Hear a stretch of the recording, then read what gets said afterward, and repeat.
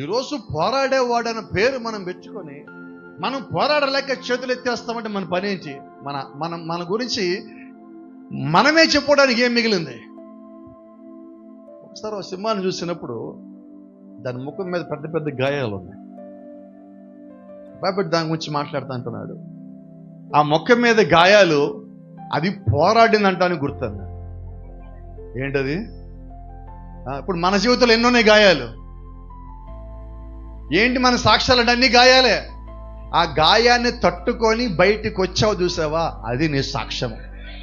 ఇప్పుడు ఆ సింహం ముఖం మీద ఒక గుర్తు ఉంది కదా. ఏంటి ఆ గుర్తు అంటే? సింహం అంటది, అది నా జీవితంలో నేను ఓడిపోలేదు, నేను నా వల్ల కాదని చెప్పలేదు, నేను పోరాటం చేశా, ఆ పోరాటానికి తాలూకా ఆనవాలని చెప్తున్నది.